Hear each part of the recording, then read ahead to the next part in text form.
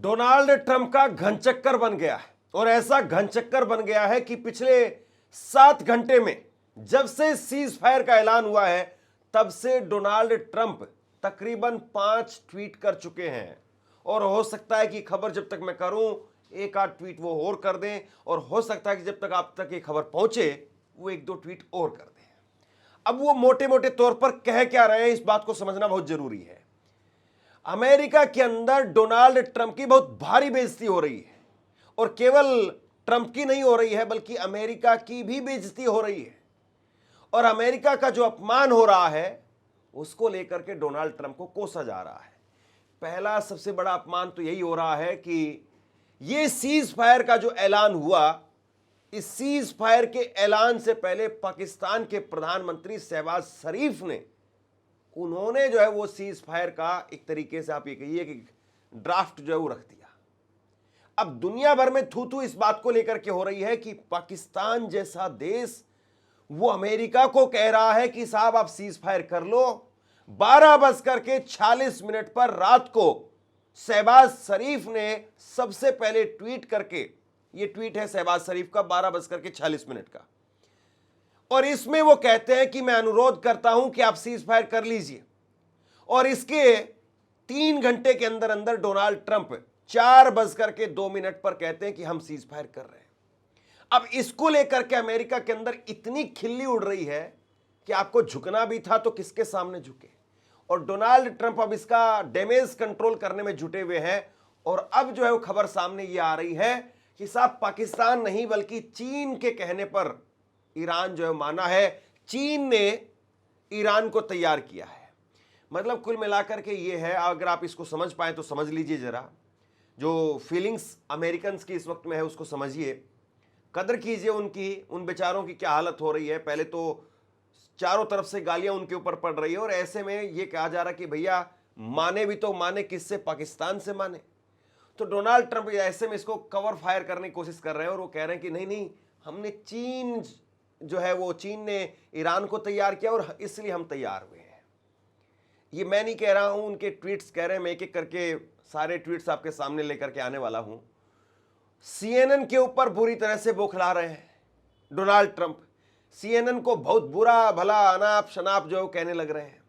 और मुझे तो लग रहा है कि जिस तरीके से डोनाल्ड ट्रंप डेस्परेट नजर आ रहे हैं, जिस तरीके से मतलब उनकी जो बौखलाहट है, या वो अंदर ही अंदर जिस तरीके से गिल्ट फील कर रहे हैं, कहीं ऐसा ना हो कि डोनाल्ड ट्रंप वो 2-4 उल्टा जो उठा करके कहे कि नहीं नहीं हम मान नहीं रहे, मार दो। यानी इस कदर हालत हो गई है अमेरिका की, इस कदर हालत हो गई है डोनाल्ड ट्रंप की। अब देखिए क्या कहा है ट्रंप की तरफ से। ट्रंप बोले कि चीन ने बातचीत के लिए ईरान को तैयार किया। अब ये क्यों कहना पड़ रहा है? क्योंकि पाकिस्तान को लेकर के इतना रायता फैल गया। सीज फायर को लेकर के ट्रंप ने कहा है कि चीन ने ईरान को बातचीत के लिए तैयार करने के लिए अहम भूमिका निभाई। एक टेलीफोनिक बातचीत में उनसे पूछा गया कि क्या चीन ने ईरान को सीज फायर के लिए प्रेरित किया। इस पर ट्रंप ने कहा कि हां, मैंने सुना है।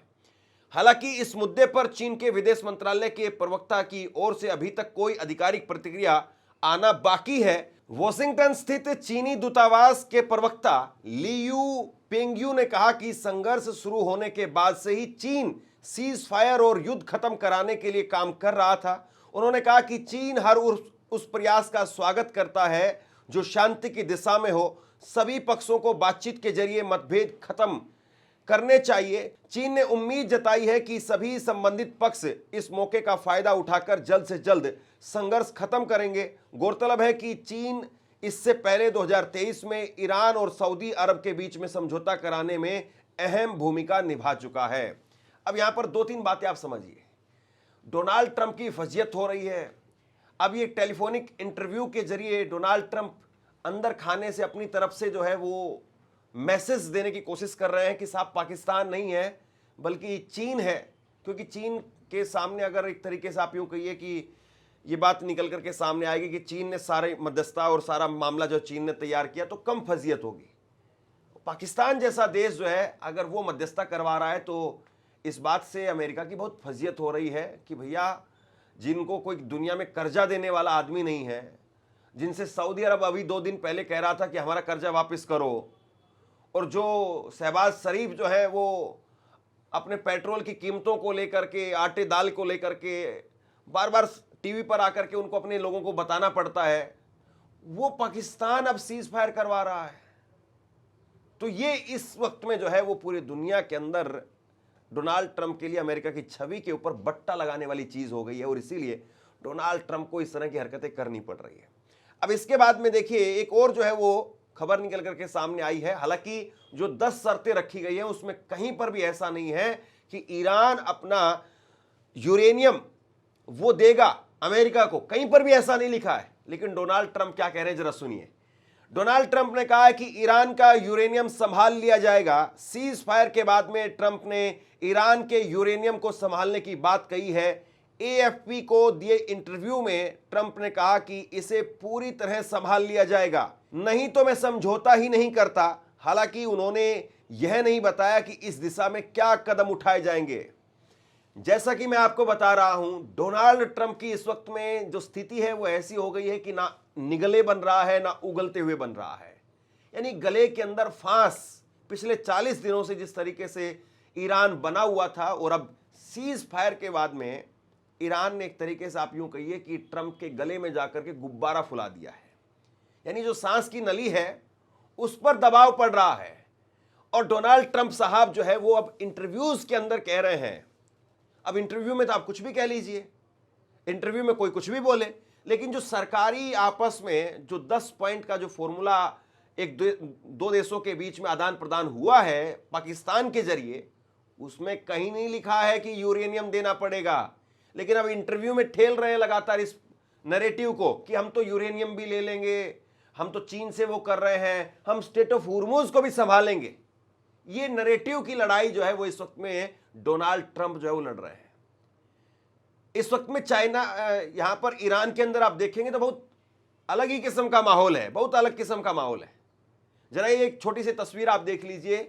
भारतीय दूतावास, ईरान का जो दूतावास है भारत के अंदर है, उसकी तरफ से पोस्ट किया गया है। एक छोटा बच्चा है, दूध पीता हुआ बच्चा है, और वो रात को दूध पी रहा है अपनी मां की गोद में, गाड़ी के अंदर बैठा हुआ है, ईरान का झंडा हाथ में लिया हुआ है। और ये उस रात की तस्वीर है जिस रात को कयामत का नाम दिया गया था। कयामत की रात जिसको घोषित किया गया था, उस रात में एक ईरानी मां अपने छोटे बच्चे को दूध पिलाते हुए, अपनी गोद में लेते हुए, ईरानी झंडा उसके हाथ में देते हुए, और वो आ गई सड़क के ऊपर, खड़ी हो गई ट्रंप के सामने, अमेरिका के सामने, और कुछ कर नहीं पा रहा अमेरिका। और इसीलिए अब ये जो नैरेटिव जिस तरीके से ईरान के पक्ष में गया है, और जिस तरीके से ईरान को लेकर के माहौल बहुत पुख्ता तौर पर मजबूत आप यूं कहिए कि बन रहा है, ऐसे में डोनाल्ड ट्रंप 7 घंटे के अंदर अंदर तकरीबन 5 ट्वीट कर चुके हैं। कई अलग अलग इंटरव्यूज में अपनी बात टेलीफोन के जरिए जो है वो देने की कोशिश कर रहे हैं, ताकि इतनी खबरें फैला दी जाए कि ये पाकिस्तान और ये जो बातें हैं वो डाइल्यूट हो जाए। आगे सुनिए जरा। ईरान के पास मौजूद अत्यधिक समृद्ध यूरेनियम युद्ध के दौरान सबसे बड़ी चिंताओं में से एक रहा, क्योंकि इसका इस्तेमाल परमाणु हथियार बनाने में किया जा सकता है। इससे पहले रिपोर्ट्स में कहा गया था कि अमेरिका ईरान से यूरेनियम निकालने के लिए सैन्य ऑपरेशन पर विचार कर रहा है, लेकिन इस पर कोई अंतिम फैसला नहीं हुआ। 2 बातें यहां पर बहुत क्रिस्टल क्लियर है। देखिए, जिस वक्त में अमेरिका की तरफ से वो सैन्य ऑपरेशन चलाया गया था अपने पायलट्स को बचाने के लिए, उस वक्त में भी बातें कही जा रही थी कि अमेरिका ने रेकी कर ली है, अमेरिका ने पूरी तरह से वीडियोग्राफी कर ली है, और ये अमेरिका का ही ऑपरेशन था। जितने भी अमेरिका के सपोर्टर थे वो यही तर्क दे रहे थे कि अमेरिका पूरा प्लान कर चुका है, और अमेरिका ने अपने कई दर्जन विमान भेजे वहां पर। और इस बात को खुद डोनाल्ड ट्रंप ने कहा। डोनाल्ड ट्रंप ने कहा कि हमने 2 लोगों को बचाने के लिए 150 लोगों की जान लगा दी हमने वहां पर, 150 लोगों को हमने वहां पर भेज दिया, 155 लोगों का नाम उन्होंने दिया। तो अमेरिका के अंदर एक माहौल क्रिएट किया गया कि अमेरिका तो सब कुछ करके बैठा हुआ है, केवल बस डोनाल्ड ट्रंप को ऑर्डर जो साइन करने की जरूरत है, और उसके बाद में यहां के लड़ाके जाएंगे। और जैसे टॉम क्रूज की फिल्म के अंदर होता है, फिर उसके बाद में हीरो उतरेगा रस्सी से, और उसके बाद में ठाई ठाई ठाई ठाई करके वे और लेकर के चले जाएंगे। और सुबह जो है वो ईरानी विलाप करते हुए, सिर फोड़ते हुए, सड़क पर घुटने टेक करके और रोते हुए नजर आएंगे। इस तरह का जो एक नैरेटिव खड़ा किया गया था। अब जब कुछ हाथ में नहीं लग रहा है तो इंटरव्यूज के जरिए डोनाल्ड ट्रंप हवा बनाने की कोशिश कर रहे हैं, अपनी हवा बचाने की कोशिश कर रहे हैं। हालांकि बंद तो अब आएगी नहीं, लेकिन जो कुछ है उसको किसी तरीके से बचा लिया जाए। मैं एक बयान सुन रहा था अब से कुछ देर पहले यूएस सीनेटर क्रिस मर्फी का, और उन्होंने क्या कहा सुनिए जरा। उन्होंने कहा कि साहब ये आदमी विश्वास के लायक नहीं है। यूएस के सीनेटर वो डोनाल्ड ट्रंप को कह रहे हैं कि साहब ये आदमी विश्वास के लायक नहीं है और इस आदमी पर यकीन नहीं किया जा सकता है। और इन्होंने जिस तरीके से स्ट्रेट ऑफ होर्मुज का जो कब्जा है वो ईरान को दे दिया, और ईरान अब उस पर टोल लगाने जा रहा है, जो अब से पहले कभी हुआ नहीं। 28 फरवरी जब इन्होंने युद्ध की शुरुआत की थी, उससे पहले कभी टोल लगता नहीं था। अब ईरान टोल लगाएगा वहां पर, और इसके जरिए $20 लाख हर जहाज से वसूल करेगा। तो आपने तो जो है वो बैठे बैठाए ईरान को एक ताकत सौंप दी। आप ईरान का नुकसान करने के लिए नहीं गए थे, बल्कि ईरान को जो है ताकत देने के लिए, वरदान देने के लिए गए थे। आपकी जो ये जंग थी वो तो उसके लिए वरदान साबित हो गई, अभिशाप नहीं बनी उसके लिए। ये कुल मिलाकर के इस वक्त की स्थिति है। सीएनएन को लेकर के डोनाल्ड ट्रंप का बयान निकल करके सामने आया। सीएनएन के पीछे हाथ धो करके डोनाल्ड ट्रंप पड़े हुए हैं, और उन्होंने कहा कि सीएनएन ने बिना कुछ फैक्ट चेक किए नाइजीरिया के न्यूज पोर्टल से खबर उठाई और उसे पोस्ट कर दिया। ट्रंप ने कहा कि अगर यह जान करके किया गया है तो आरोपी के ऊपर कार्रवाई की जाएगी। दरअसल ये 2-3 दिनों से किसी न किसी को बलि का बकरा बनाने पर घूम रहे हैं कि कोई एक बलि का बकरा मिल जाए और उसको जो है वो काट करके ये कह दिया जाए कि भैया देखो हमने तीर मार दिया है। ये जो है वो सीएनएन के पीछे बहुत पहले से पड़े हुए हैं, और सीएनएन को लेकर के अभी इन्होंने 2 दिन पहले जो प्रेस कॉन्फ्रेंस की उसमें भी कहा, और अब फिर से ट्वीट कर रहे हैं। आप बताइए कि एक देश के राष्ट्रपति एक न्यूज वेबसाइट को लेकर के, एक चैनल को लेकर के सीज फायर के बाद में 2 बार अगर ट्वीट करें तो इसका मतलब क्या है? बताइए आप। इतने आपका जो कद है वो आपने इतना नीचे कर लिया है कि आप जो है वो एक एजेंसी से लड़ रहे हैं। आपकी जो हालत है, ईरान से कहां लड़ेंगे आप अपने ही देश में एक एजेंसी से नहीं ढंग से डील कर पा रहे हैं। एक एजेंसी उसने आपके नाक में दम किया हुआ है, उसको आप तमाम तरीके से बंद करवाने की और बात करते हैं, आप उससे डील नहीं कर पा रहे। ईरान से कहां डील करने के लिए चले थे आप? तो ये इस वक्त में जो है वो ईरान, ट्रंप का एक और ट्वीट आप देखिए। सीएनएन पर फेक न्यूज फैलाने का आरोप लगा रहे हैं ट्रंप, और ट्रंप ने कहा कि युद्ध से संबंधित झूठा और खतरनाक बयान सीएनएन जानबूझ करके जारी कर रहा है। अरे भैया, वो एक कहावत कही जाती है कि चेहरे पर जो धूल थी और आईना में उम्र भर साफ करता रहा। मतलब आप आईना क्यों साफ कर रहे हैं भैया? अपना चेहरा साफ कर लीजिए, मामला साफ हो जाएगा। अब इसके बाद में एक बयान निकल करके सामने आया है अमेरिका की पूर्व उपराष्ट्रपति कमला हैरिस का, और वो सुनिए जरा। वो कह रही है कि ट्रंप युद्ध अपराध करने और एक पूरी सभ्यता को नष्ट करने की धमकी दे रहे हैं। यह सब इसलिए क्योंकि उन्होंने खुद ही एक विनाशकारी युद्ध शुरू किया और इसे समाप्त करने की उनके पास में कोई योजना, रणनीति नहीं है। अमेरिका की जनता इसका समर्थन नहीं करती है। कुल मिलाकर के डोनाल्ड ट्रंप इस जंग के अंदर चारों खाने चित हो गए हैं। कुछ नहीं मिला साहब को। ईरान को ताकत मिल गई, स्ट्रेट ऑफ होर्मुज, नुकसान की भरपाई वो अमेरिका को करनी पड़ेगी। मैंने इससे पहले खबर में आपको बताया, डोनाल्ड ट्रंप की तरफ से खुद बाकायदा ये पोस्ट करके कहा गया है कि हम वहां पर सप्लाई उपलब्ध करवाएंगे। इसका मतलब आप समझ जाइए, जब कोई राष्ट्रपति ये कह रहा है कि हम वहां पर सप्लाई उपलब्ध करवाएंगे तो इसका मतलब ये है कि वो अपनी तरफ से कुछ न कुछ देंगे, क्योंकि ईरान ने यही शर्त रखी है। जो 10 शर्तें हैं उसमें से एक शर्त ये है कि या तो आप नुकसान की भरपाई करेंगे या जितना हमारे यहां पर नुकसान हुआ है उसको बना करके देंगे। यानी हमारे स्कूल, कॉलेज, अस्पताल जितने आपने खंडर बनाए हैं उनको आपको खड़ा करके देना पड़ेगा। और ऐसे में डोनाल्ड ट्रंप जो है वो अपने देश में, अपने खुद के लोगों में लगातार एक तिरस्कार जो है उसको झेल रहे हैं। और इसीलिए आप समझिए कि इस लड़ाई में, जिसको आप बहुत यूं मान रहे थे कि वो बहुत हल्का आदमी है, बहुत कमज़ोर है, हम उसको मिनटों में, चुटकियों के हिसाब से उसको नष्ट करके आ जाएंगे, ख़त्म करके आ जाएंगे साहब, वो एक तरीके से आप यूं कहिए कि जैसे चींटी और हाथी की लड़ाई होती है, उस तरीके से अमेरिका को चित कर दिया है। एक छोटी सी चींटी जिसको अमेरिका मान रहा था, उस चींटी ने अमेरिका जैसे बड़े हाथी को धूल चटा दी है।